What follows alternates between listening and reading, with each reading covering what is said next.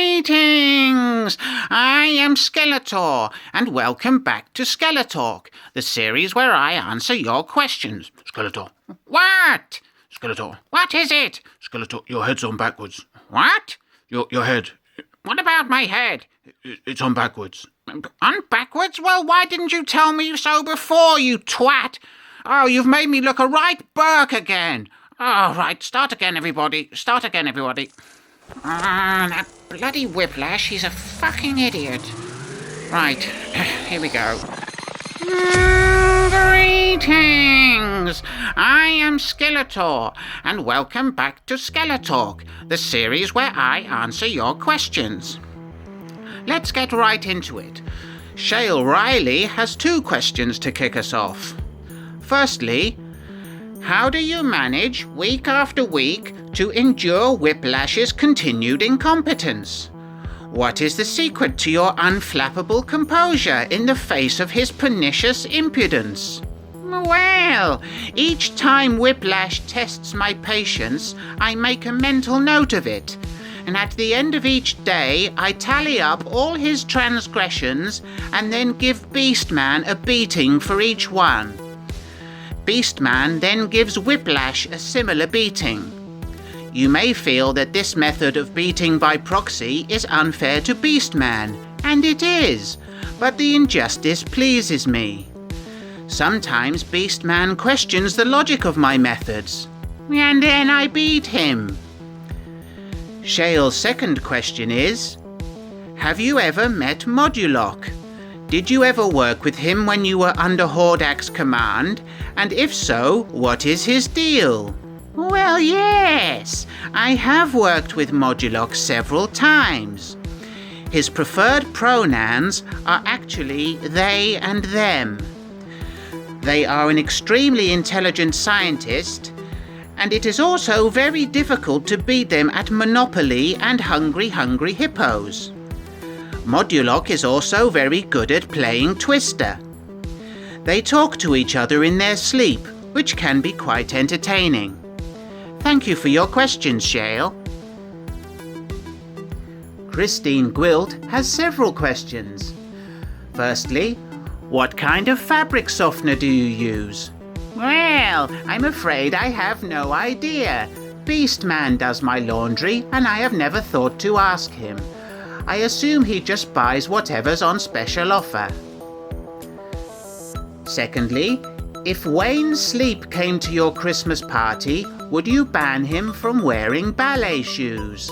Well, let me tell you, if Wayne Sleep turns up at my Christmas party, he will be told to piss off, regardless of his footwear. And thirdly, did you enjoy your muffin, and did you share some with Whiplash? Yes, I did. And no, I didn't. Thanks for the questions, Christine.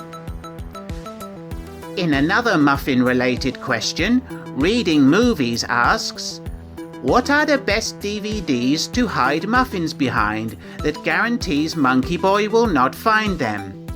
Well, this tactic is only a temporary one. Monkey Boy is getting wise to this trick. The best place to hide things from Monkey Boy is behind the vacuum cleaner. Thanks for the question, Reading Movies. James Fancher asks, where would be the optimal location to fart? Elevator, car, pool, or somewhere else? Well, it depends on the type of fart, but in general, there is no bad place to fart. Noisy farts are best enjoyed in libraries, museums, and in church, although they are also very effective during book readings and wedding vows. Smelly farts are best delivered on buses, aeroplanes, and, as you suggest, elevators. Loud and smelly farts are suitable for dentists' chairs and restaurants. Thanks for that question, James. TravelswithJasonF has 3 questions this week. Number 1. Do you think you could win a fight against Darth Vader with no arms? Probably, but it would be a close fight. My havoc magic is equal to the power of the Force, but my advantage would be that I am immune to a Force choke because I have no throat. Number 2. If Monkey Boy asked you for rent, what would you do? Run for it, beg, or say you'll pay him next week? None of these. Monkey Boy and I have a rental agreement in place which I outlined in a previous episode. If he asks me for money, I shall ignore him. Number 3. What's your best treat? Chocolate, ice cream, cakes, cookies, or sweets? Well, my least favourite would be sweets, so I would probably go for chocolate cookie ice cream cake. Thanks for those questions, Jason. StephenGray has 2 questions.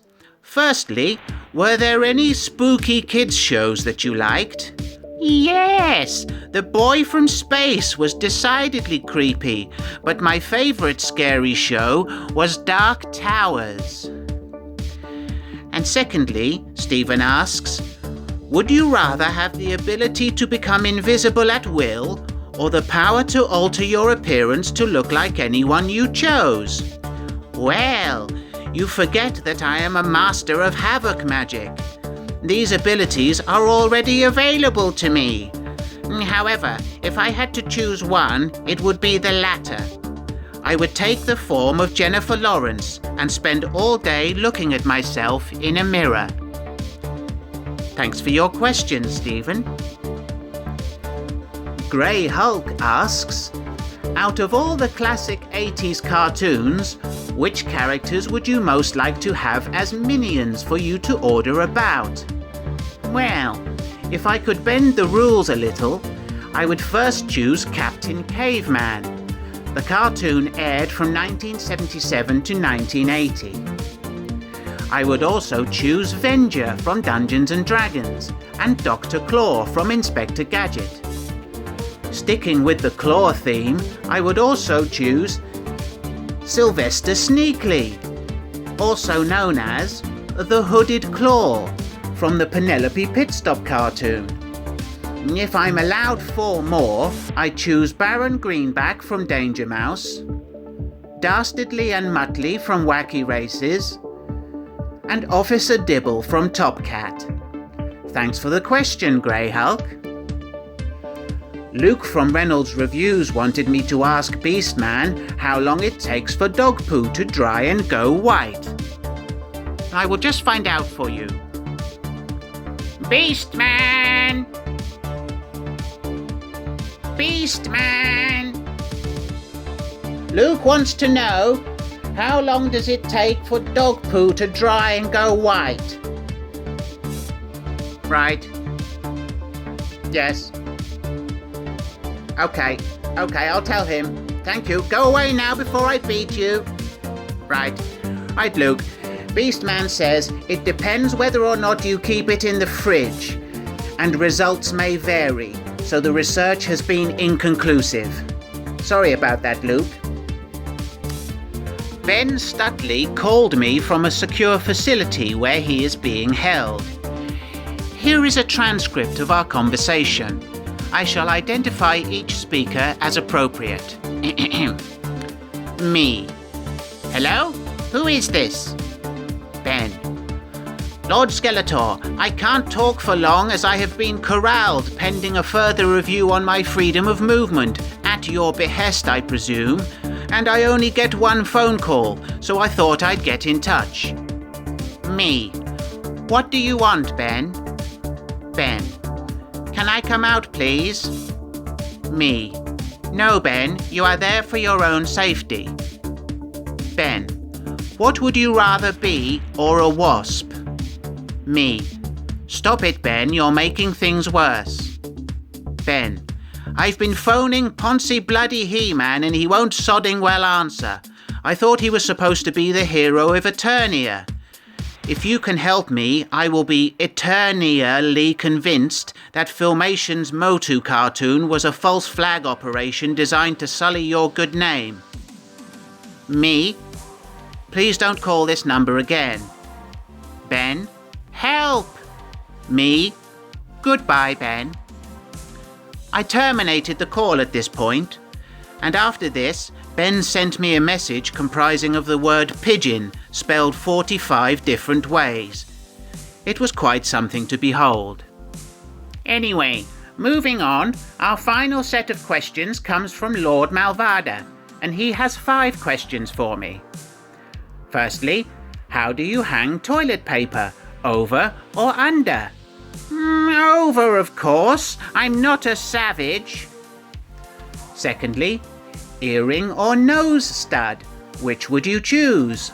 Well, I can only assume you are mocking me. As you are well aware, I have neither ears nor a nose. And if you are trying to hurt my feelings, you have succeeded. Thirdly, what colour would you choose if you had to eat a crayon straight from the box? Well, what a silly question. I would obviously eat the orange one. However, if I was permitted to eat all the crayons, I would save the orange one until last. I don't know why you felt the need to ask.